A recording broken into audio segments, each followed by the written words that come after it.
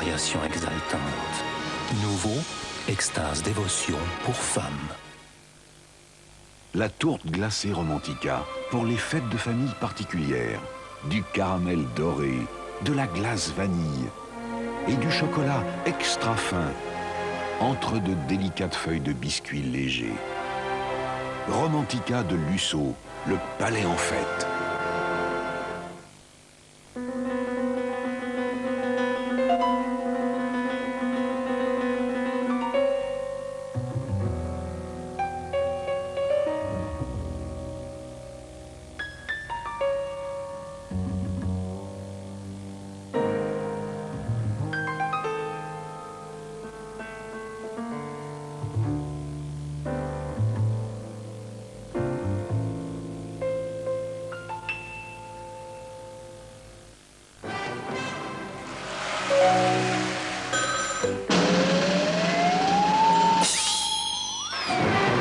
Demain, David Copperfield et son Magic Show. 3 grands tours et puissants vols.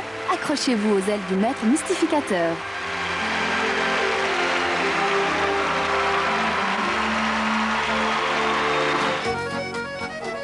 Les maîtresses de mon mari. Son couple douillet et sa fierté. Jusqu'à un terrible accident de voiture qui va déclencher les pires soupçons de Marie-Christine Barrault. La vie en face, les Olivettes. Piaf, Brel ou Ferret, ressuscités dans la mousseuse bonne humeur d'un café liégeois. David Copperfield, Les maîtresses de mon mari, La vie en face et Euroflic, Drôles d'oiseaux et souvenirs d'air font leur nid demain sur la TSR.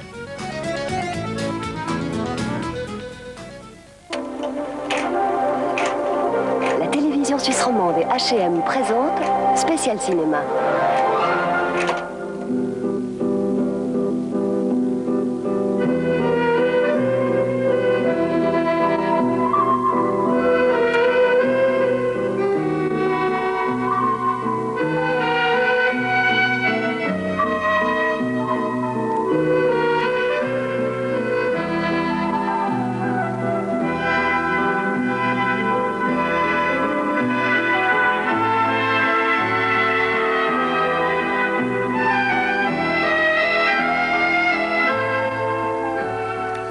Madame, Monsieur, bonsoir. Eh bien, dans cette édition de Spécial Cinéma, le film français de toutes les récompenses. C'est un film qui s'intitule Indochine. Il est signé par Régis Varnier.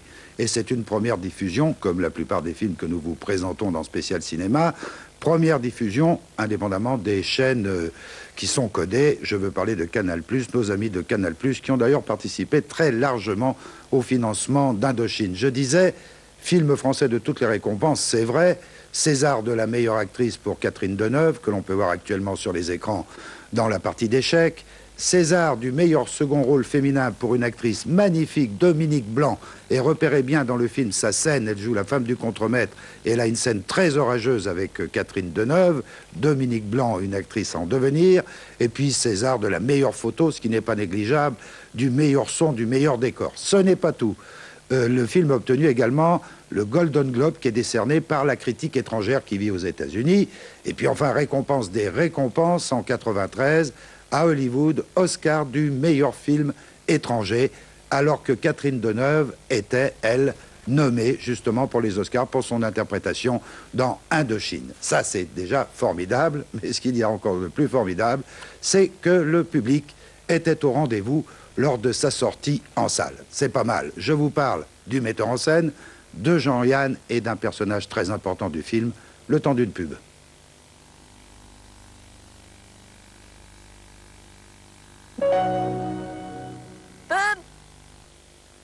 Girl, if you did not exist, I wouldn't know how wonderful it can to be loved and to feel someone's always by my side. Girl, if you did not exist, then I'd create you in my dreams, like an elf to the... Rêvez la bleue, la fraîcheur en toute légèreté.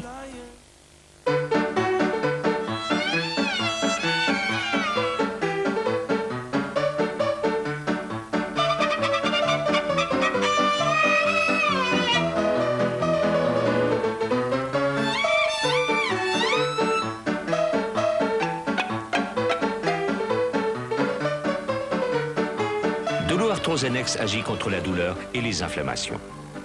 Ceci est un médicament. Veuillez consulter la notice d'emballage. Dis donc, Olivier, ton père se surmène. Est-ce qu'il mange au moins d'une façon saine? T'en fais pas, maman s'en occupe. Bessel, pour une alimentation tenant compte du cholestérol. Il sole splende sempre a Venezia. L'azzurro del mar ci invita all'amor. Andiamo a perderci nel blu del cielo. Il sole ci attira, il mare ci invita a fare l'amore a Venezia.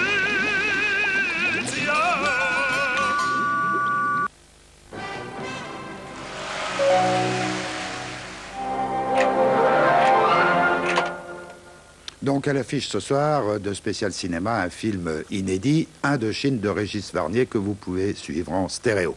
Alors Régis Varnier est un relativement jeune metteur en scène. Il a démarré en 87 avec un film qui s'intitulait La femme de ma vie. C'était un film avec Jane Birkin et Christophe Malavoie.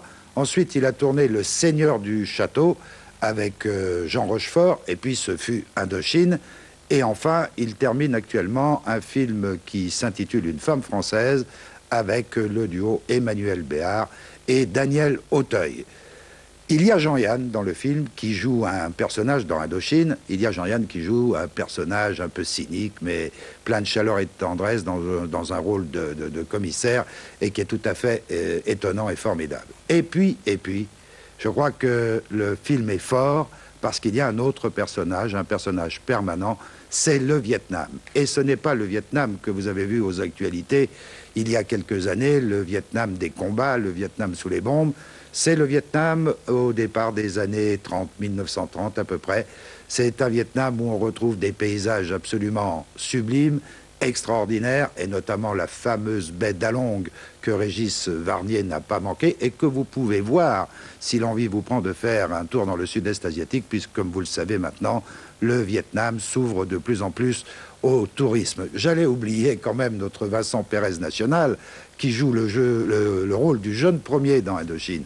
Alors c'est pas facile les rôles de jeune premier, et Vincent Pérez s'en est toujours très très bien tiré, que ce soit dans Cyrano de Bergerac où il jouait avec Christian, ou que ce soit d'ailleurs dans ce film Indochine. Ça fait à peu près, allez, grosso modo 2 heures Indochine, 2 heures pour une très bonne soirée.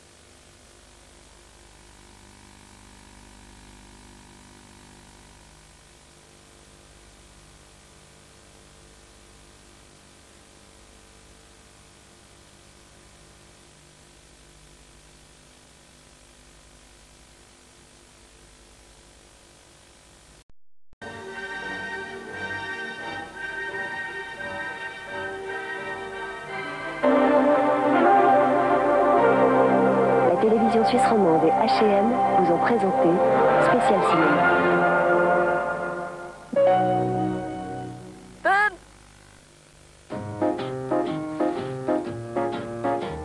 And just a gigolo, and everywhere I go, people know the part I'm playing. Paid for every dance, selling his romance. Oh, what the sin. There will come a day, and youth will pass away. What will they say about me? When the end comes, I know there's just a gigolos.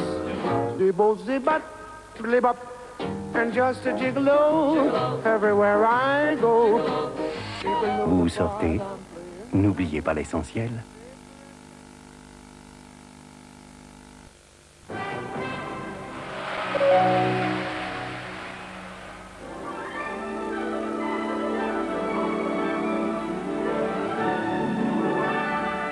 Offrez ou offrez-vous une année de fête. Sur l'agenda TSR, chaque jour est malicieux, émouvant, plein de surprises. Feuilletez-le au son des plus belles mélodies. En coffret 2 CD ou sur 2 cassettes audio, retrouvez les 7 chansons composées spécialement pour le concours Roman d'amour et la sélection exclusive Étoile d'Or des plus beaux chants de Noël. Commandez l'agenda du 40e anniversaire TSR à 19,50 francs seulement, le coffret 2 CD à 40 francs et les 2 cassettes audio à 29 francs seulement au 048 02 15 15. Pour le plus scintillant des Noëls et la plus jolie des années, la TSR vous fait cadeau.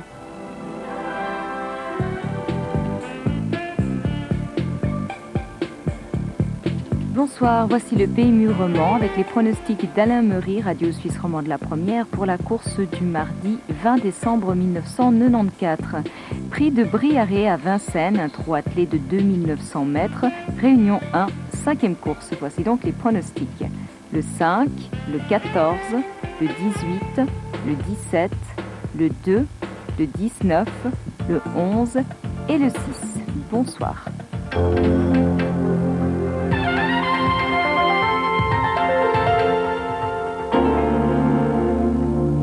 Bonsoir à tous. Plein feu sur une actualité suisse aux prises à des affaires pour le moins troubles. La première remonte à plusieurs mois déjà. Elle concerne un trafic d'armes organisé en Suisse au profit du FIS, le Front islamique du salut algérien. Une affaire qui a pour l'heure entraîné l'arrestation d'un policier genevois. Aujourd'hui, nouvelle révélation, une cassette appelant à la guerre sainte en Algérie seraient vendus parallèlement à leurs activités dans les mosquées de Lausanne et Genève. Voici un extrait du document, suivi des explications de Richard Labévière. Nous avons vaincu les impies, grâce à Dieu, nous les avons éliminés. C'est l'islam qui a triomphé.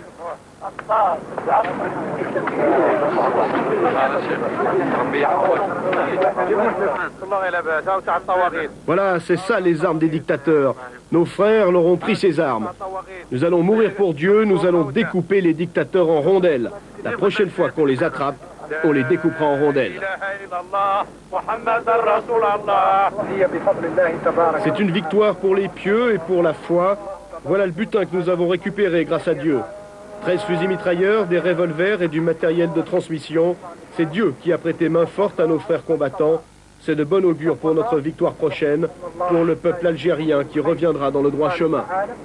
Si ces cassettes ont été distribuées ou cette littérature est distribuée sous cap, là nous ne pouvons rien faire. Mais de là à accuser la mosquée d'être le lieu de diffusion, ça c'est une accusation détestable. Pourtant, plusieurs sources nous ont bien confirmé avoir acheté cette cassette à la mosquée de Genève, d'autres personnes ayant directement interpellé le consulat d'Algérie. Effectivement, nous sommes au fait de l'existence de cette cassette et beaucoup de nos concitoyens donc, se sont plaints à nous pour des tentatives de racket qui étaient organisées au bénéfice de la vente de ces cassettes autour des mosquées donc, de Genève et de Lausanne et qui, à notre sens, donc, sont de véritables appels au meurtre.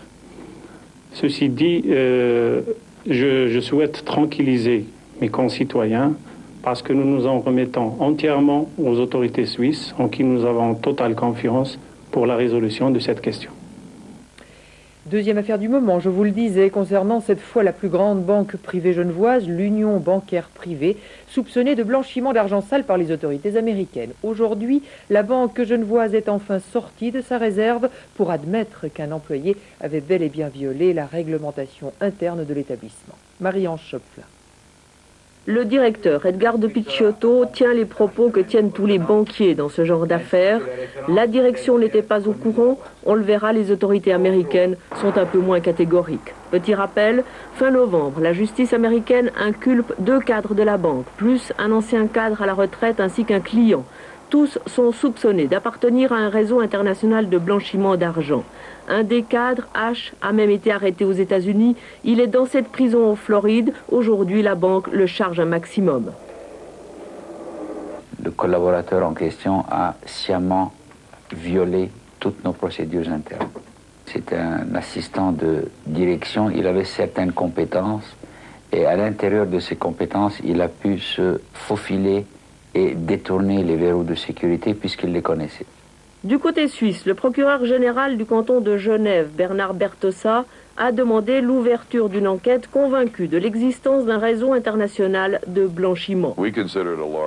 Même avis chez les Américains, il s'agit d'une large organisation de blanchiment qui existe depuis un certain temps déjà et cela concerne des sommes importantes. Voilà pour les dossiers et les affaires en cours. Tout autre chose maintenant concernant les Jeux Olympiques d'hiver 2002. Nous venons en primaire de découvrir les conclusions de la commission d'évaluation des sites.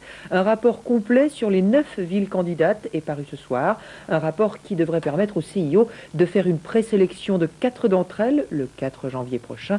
Jérôme Hugentobler a lu pour nous le verdict de la commission à propos de la ville de Sion. L'avenir immédiat de la candidature valaisanne tient dans les 200 pages de ce rapport. Comme pour les 8 autres villes candidates, le dossier sédunois a été passé au peigne fin. Alors, que retenir ce soir de la candidature helvétique? Les points négatifs tout d'abord. L'éclatement géographique des lieux de compétition et d'hébergement, donc des problèmes liés au transport des athlètes et des spectateurs. Autre crainte de la commission d'évaluation, le site retenu pour les cérémonies d'ouverture et de clôture, Valéré-Tourbillon, qui n'offre pas toutes les garanties de sécurité notamment. À l'actif, la candidature valaisanne en retiendra notamment le satisfecit